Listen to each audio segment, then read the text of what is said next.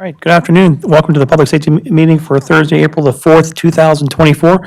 We'll start with the Pledge of Allegiance. Commissioner Moudry.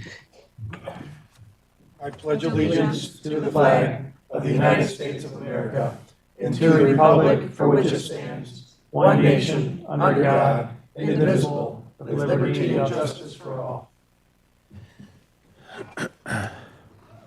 All right, welcome. We'll start out with the agenda. Any agenda additions or changes? No, sir. Move the agenda. Okay, moved. Support, Commissioner Toomey. All those in favor? That was Commissioner Georgia. Oh, Commissioner Drosa, I'm sorry about that. I just heard something over that direction, sorry. Seconded by Commissioner Drosa. All those in favor? Aye. Aye. Opposed? Agenda confirmed, passes. All right, approval of March 7th, 2024 minutes. Moved, Commissioner Drosa. Second. Second by Commissioner Hanson. All those in favor? Aye. Opposed? Okay, minutes are approved. First limited public comment. All right, you'll have a chance at the end of the meeting also for limited public comments. Moving on to Sheriff's Office update.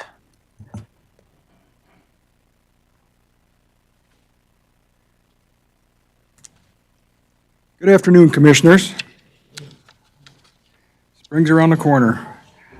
March highlights, pretty busy month. March 1st, we had a retail fraud at Walmart up in Delta. A male stole a bottle of liquor. Deputies located him at the bus stop. He was identified and was determined he was a suspect in a local armed robbery. He was lodged on local charges, and the agency where the armed robbery occurred were notified, and we had him at our jail where they came out and interviewed him. March 4th, we had a fleeing and a looting. We tried to stop a 1974 Javelin, which had an improper license plate, on Elmwood and Mall Drive West. He fled the traffic stop and went into Village Green Apartments, where he pulled into a parking lot. We were able to get a few patrol cars behind him, and he then began ramming our patrol cars. A deputy was hit by his patrol car. The deputy did not receive any injuries, thank goodness. The subject eventually jumped a curb with his vehicle to flee the area. While fleeing, he crashed into a fence to the north of Village Green. He then fled on foot northbound in the woods by Sharp Park. Grand Ledge Police Department assisted us with their K-9. And we tracked the suspect into the park, where he was spotted and continued to run. The suspect ran into a building at 5550 Village Green. We gave chase and caught him in the second floor where he fought deputies. He was tased and then taken into custody and lodged at our jail on several charges. On March 5th at 3:13 a.m., we were dispatched to investigate two suspicious vehicles on Guinea Road near Davis Highway, called in by Autoport Security. Several GM vehicle plant storage lots across the state have had vehicles stolen from them in the past few months, including this plant. We identified the occupants, and they were all from Detroit and provided no reason as to why they were there. It appeared to us that they were here to steal cars. However, we had no evidence to prove that. We arrested one of the persons on an outstanding warrant and forwarded the information we obtained over to the agency working the GM plant stolen car cases around the state. On March 7th, unarmed robbery at Co-America Bank in Delta. A male came into the bank and demanded money from the teller and stated he had a weapon. The deputies arrived within seconds of the call going out, and we were able to quickly make entry to the bank and secure the suspect. No weapons were located on the suspect. The suspect was lodged at our jail. March 9th, retail fraud at Walmart in Delta. Again, a male stole items and did not cooperate with security. The male suspect was located walking on the sidewalk in front of the store, and when confronted by deputies, he resisted. The suspect was arrested, and we were able to identify him. We were able to determine he was also the second suspect from a previous armed robbery that occurred in the area. He was lodged on our charges, and we notified the local agency where the robbery occurred. The same date, we had a fatal crash at the dead end of Jolly Road. A car did not stop at the dead end and went into the river. This car was completely submerged in the water, and two subjects were out of the car in the river. MSP troopers arrived first on the scene and were able to locate a canoe and rescue the two people in the river with the assistance of multiple citizens and Sergeant Barber. We used our drone team and had our members of the regional dive team respond as well. The car containing one deceased occupant was removed from the river at about 1:30 a.m. Speed and alcohol is suspected to have played a factor in this incident. March 13th, we had a suicidal person at Waverly Road in 96. A male was on the overpass and appeared to be, he was going to jump. Sergeant Barber got there first and was able to talk the male, who was very upset. We got him in the back away from the ledge, and we were able to secure him pretty quickly for his safety. The male was going through spousal relationship difficulties and said he was going to jump. The male was taken to the hospital for a mental evaluation. Same date, we had a domestic involving a gun at 1800 block of Stony Point, which is in Delta. A male pulled a gun and made a verbal threat to his wife. The male fled prior to our arrival. We were able to track him to an address in Lansing where he was arrested. We located 2 handguns during our investigation, one of which was stolen. March 17th, we had a R&O warrant pickup. We were looking for a male who had a felony drug warrant and usually runs when he sees us. We went to the house. We knew he was located at and saw us. He saw us and he fled on foot. We were able to locate him within the help of our K-9 unit. We gave commands and our K-9 started to bark. The suspect decided it was not a good idea to run any further. He did not want to get encounter with a K-9. So he gave up and he was arrested. Those dogs are nice. Strong arm robbery, March 23rd. We were called to Lansing Mall. Callers believed the subject had been caught stealing and was trying to fight and flee. Security and witnesses followed the accused through the parking lot. K-9 and Deputy Turner observed the suspect fleeing. Deputy Turner got his K-9 partner out of the vehicle and made commands for the subject to stop. This suspect also decided it wasn't a good idea, and he gave up and he was lodged. On the same date, 2600 block of Grant Court in Potterville, caller advised a male came in to the front door and had flashed a gun at a 15-year-old. After the investigation, we learned the offender and victim knew each other and made contact with the offender in Charlotte. The offender confessed to pulling up his shirt and showing the gun. He gained consent to enter the house and recovered a gun, which turned out to be a CO2 BB gun. Sent the paperwork up to the prosecutor's office for brandishing a firearm. That is all I have for the month. Any questions for me? Sheriff, any other questions for Sheriff Rake? Commissioner Drosha? Speaking of that CO2 handgun, what is the law on those? Because they're not considered a firearm, are they?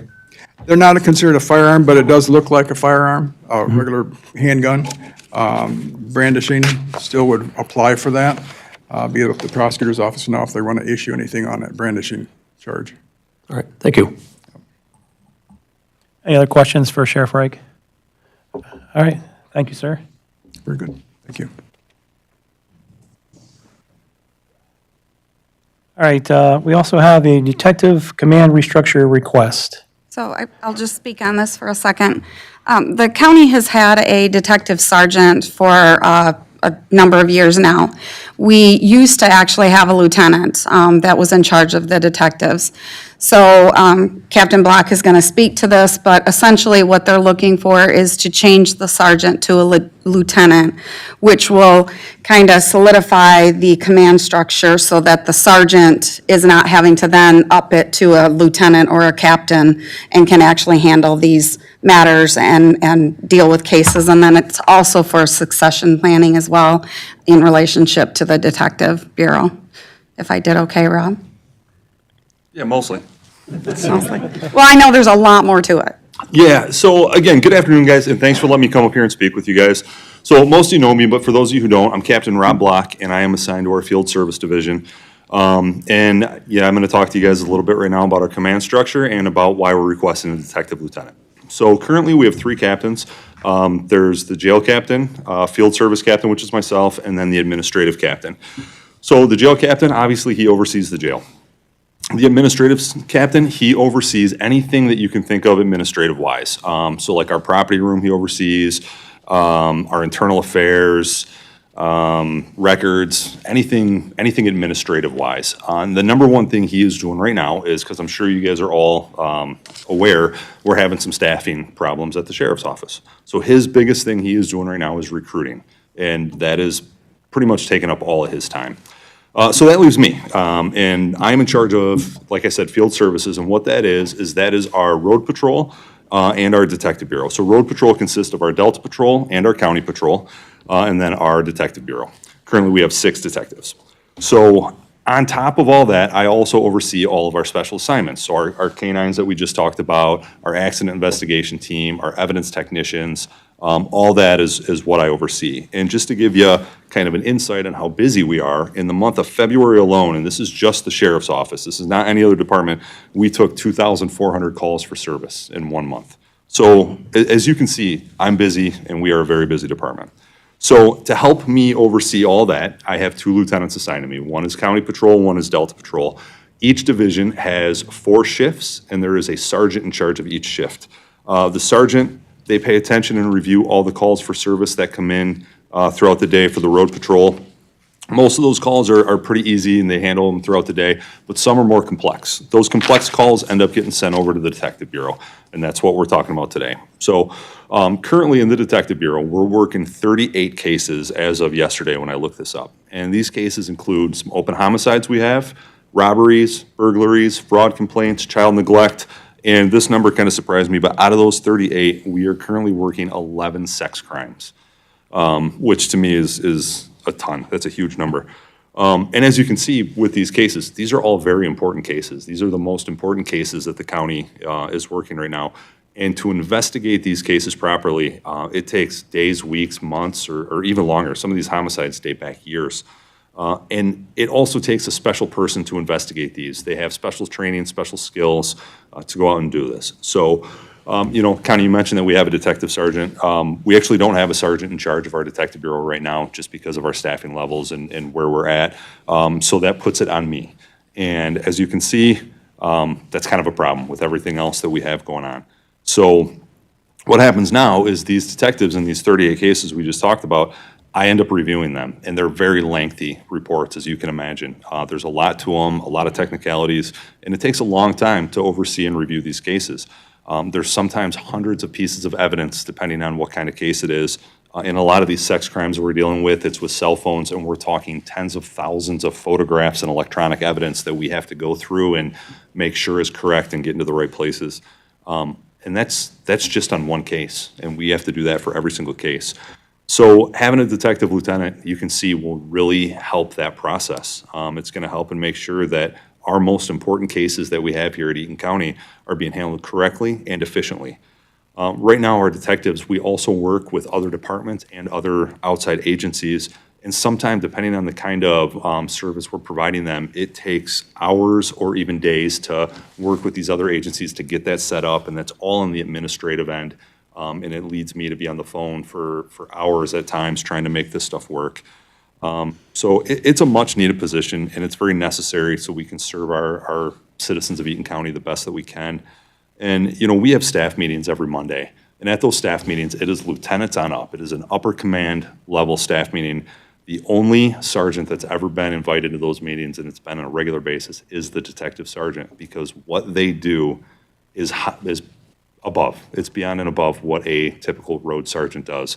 And having a detective lieutenant only makes sense in that they're truly part of our command structure. Anything I else? think you did much better than I did. I don't think that's true, Connie. I think you do an amazing job. Yeah, very well explained, thank you. Yeah, they do have it, right now, the position that's allocated is a detective sergeant. So what the request would be to Ways and Means is to change the position allocation to make it a lieutenant. Doesn't increase your staffing at all, it just restructures. So that's the request that we would like to take to Ways and Means. Yes. Questions, Commissioner Haskell? Thank you, Captain Block. I agree with everything that you said, but I just wanted to clarify. So elevating this open position from sergeant to lieutenant basically broadens the scope of what the individual can address, right? Yeah, so, on the detective level, it's, like I said, the road sergeants, our road sergeants are great. They're phenomenal, do a great job. But on the detective level, we are meeting with other outside agencies, and for the most part, these detective sergeants are involved in meetings with other lieutenants and captains, and I think as a county, we've already agreed that a detective level is a special position. That is why they earn 6% more on the deputy level. And we don't have that for the sergeant level. And, yeah, it's more of a, I mean, they're overseeing basically a division. It's definitely more of a lieutenant type Okay, position. so it brings what the duty is up to the proper. Correct, Okay. yes. And then, my understanding was that this used to be a lieutenant position prior, right? Years ago, and then it was eliminated, and they didn't have anything, and it was dealt with by existing command, the structure.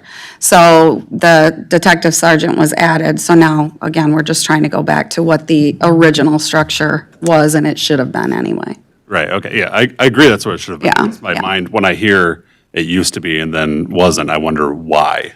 It's cost. Cost? Okay. It was a position that would have been eliminated. This goes back, I was here because I've been here so long, but it's been a long time ago. I was not here. Yeah, I know, Rob, thanks. Way to brag. And Connie, as far as price increase there, what are we looking at there? It would be about 20,000, and I will tell you this, that's not the cost of the salary, so I want to be clear. And mind you, we're just recommending it to Ways and Means for them to make that consideration. It's the cost of, again, we talk about fringe benefits and MERS, our pension, that's really where the cost is, because it's only about a $8,600 increase in salary. The remainder of that is in the benefit side of it. Well, it sounds like the proper compensation for the work that's already being done. No, this is something that I would recommend. I will also say that in the past, there've been discussions with Prosecutor Lloyd, who fully supports this. He used to work with the previous lieutenant, detective lieutenant, years ago. So, Other questions for Captain Block?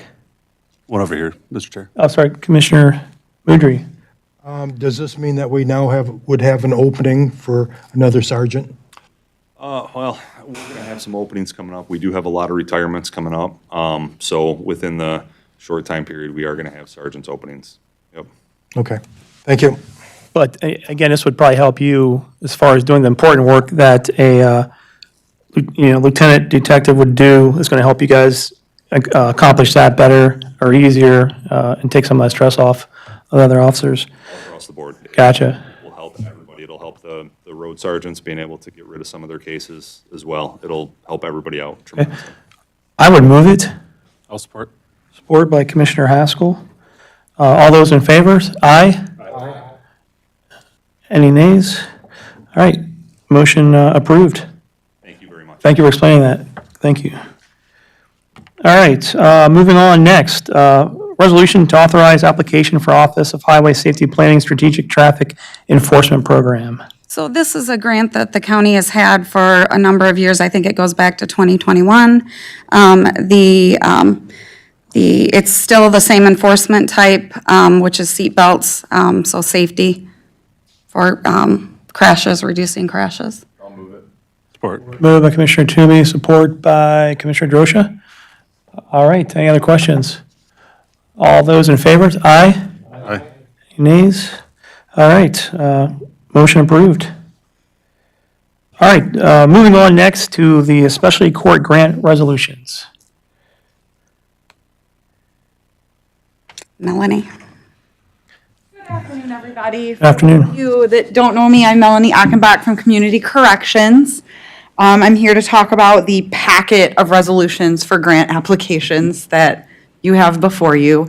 I do want to start by thanking all of you for your support throughout the years.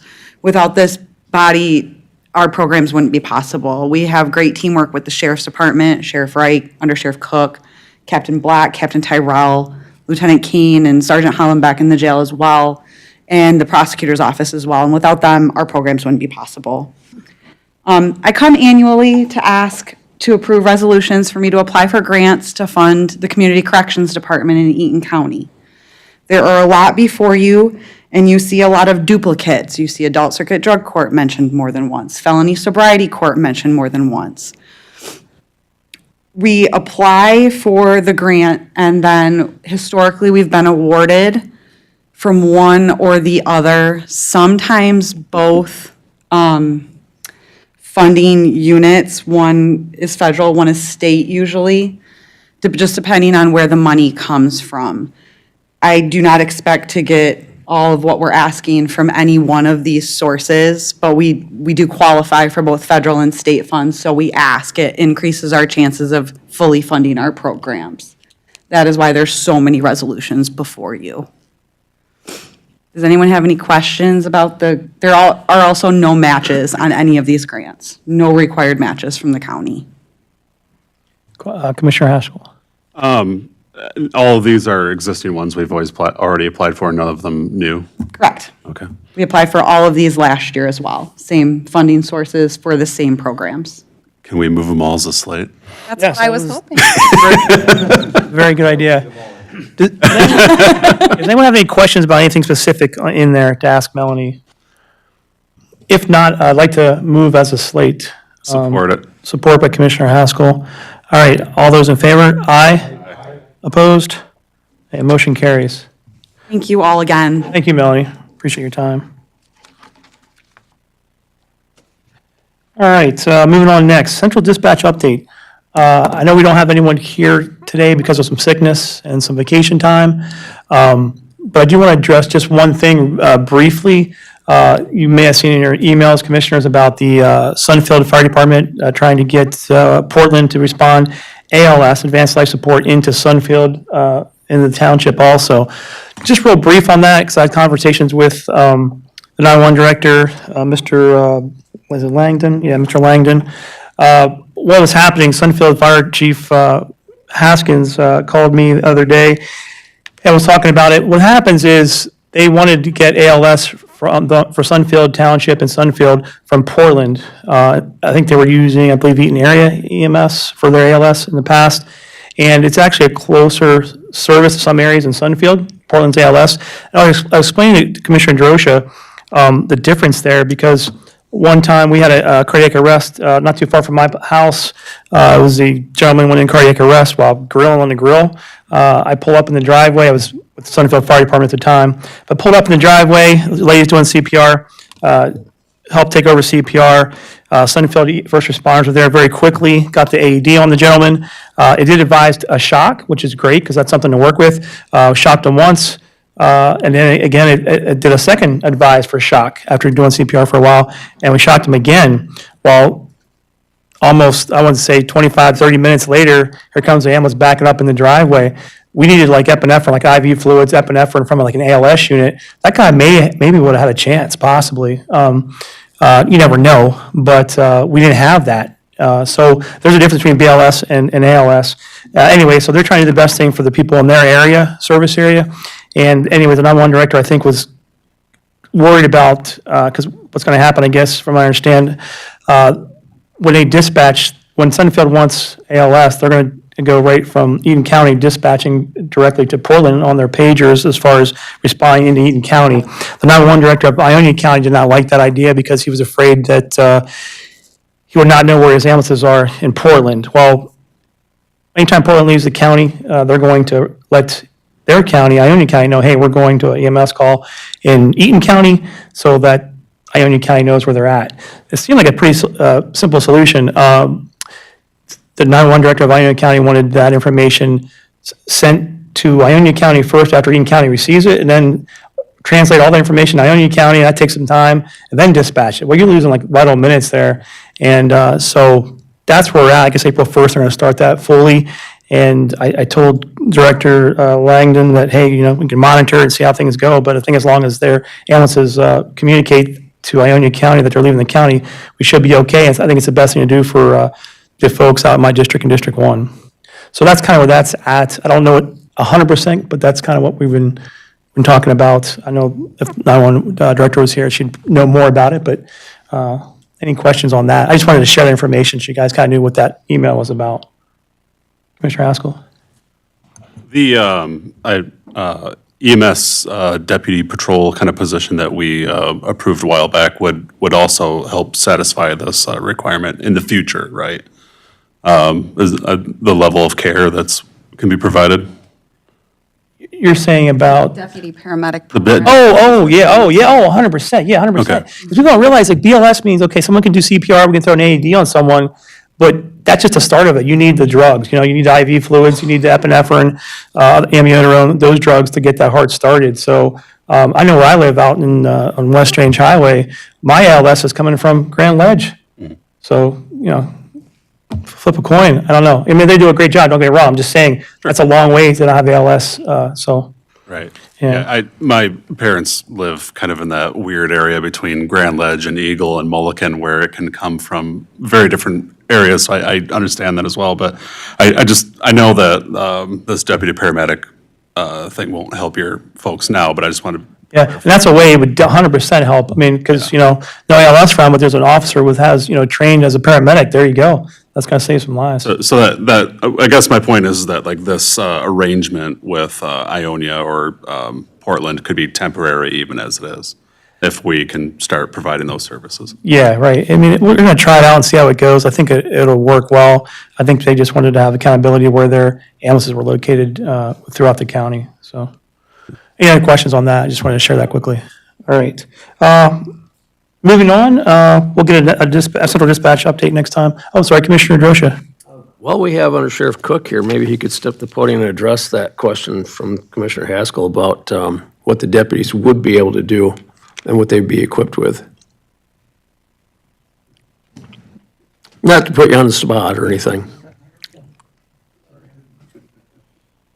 Well, the deputy paramedics would have the very medications that Chairman Barnes brought up. They would have that on board in their vehicle. They would have the life pack, the 12-lead monitor. They would have the Lucas chest compression device. They would have all those advanced life-saving equipment and medications in their vehicle and ready to use and ready to respond. Of course, what we're proposing is quite limited in scope, at least to get started. They're not going to be a replacement for anybody. They're going to be able to augment and support the existing ALS services in the county, but it definitely would be a real difference maker. I know I'd be glad to see them coming if it was my loved one that was having a very critical incident, but that's exactly what they are, advanced life support. So they would be able to do everything except transport, basically. Correct. All right, thank you. And I'll say on that call that I told you about on St. Joe Highway with that cardiac arrest, was it Deputy Lopez? He was there a minute behind me, and we started doing CPR on this guy. And I'm just saying, if he would have been trained as a paramedic, that definitely could have possibly saved that guy's life. But all right, moving on. Any other questions? All right, moving on. Next, we have the emergency management update.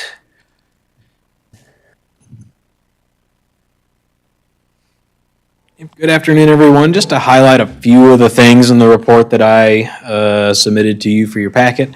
Another successful severe weather awareness week. We coordinate pretty closely with 911 on an annual basis to test various systems, particularly on the Wednesday of severe weather awareness week when we have the statewide tornado drill. We coordinate with schools, county departments, so on and so forth.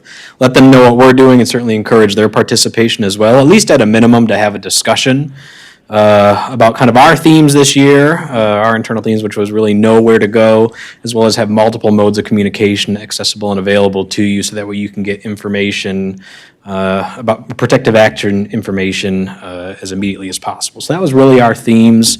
And then we usually always work with our local media representatives to do some interviews and promote the week. It seemed to be escalated this year in terms of interest. We did a lot of work with WILX, WLNS, Fox 47. Even did a second round with WILX to participate in their severe weather special, which should be coming out about mid-April. So a really big media push this year, which is exciting. There's interest and people want to know and they want to get good information. So another good successful year for that Severe Weather Awareness Week. We have selected an intern, which I'm always excited about. I love this time of year when we get to have our internship selection and kind of vet those resumes and cover letters with some of our regional partners and everything to really hone in on some candidates and have some interviews and discussions. And I'm happy to say that we've selected Mitchell Carlson, who's from Michigan State University. He's a sophomore studying social work, and his plan is to segue directly into his master's of social work degree. So this is a reiteration. I know I've said it here before, but we don't limit and we put this right in the description, the internship description. We don't limit our applicants to, say, a public safety-related degree or profession. We always say that if you have an interest or pursuing something that has some analytics into societal systems, you'll succeed really well in emergency management, and we feel like he's going to be the best candidate for that.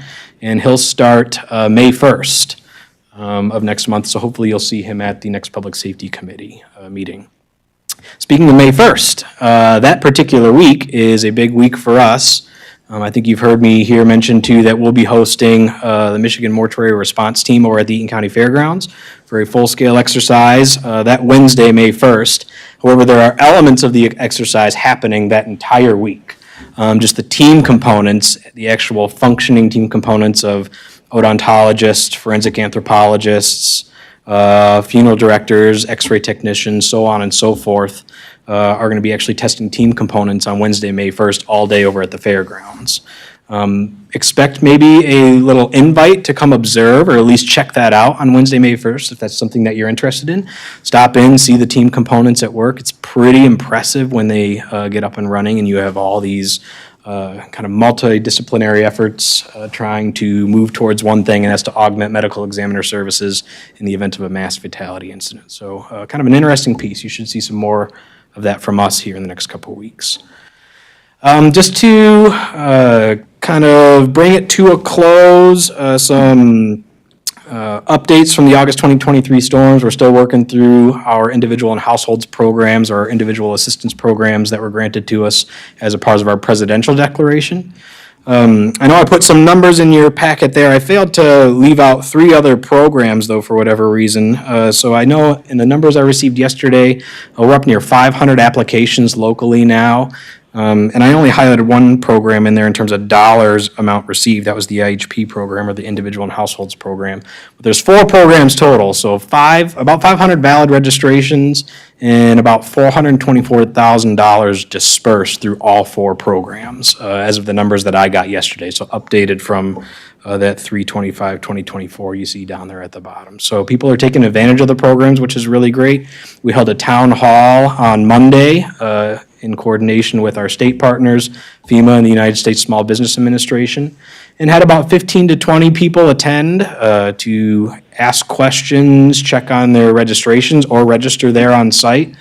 I'm all for, helping as much as we can at the individual and household level to try and recoup some costs back from those August 2023 storms. So continue to make a push on that. We did get an extension deadline to May 8th.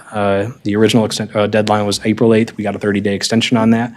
So we'll continue to work with our state and federal partners on promoting the availability to those programs. Lastly, just an action item that is up for your review. We did not get the public assistance program as a part of our presidential declaration, which allows us to seek reimbursement for public costs that we had, whether it be salaries, equipment purchases, debris removal, so on and so forth.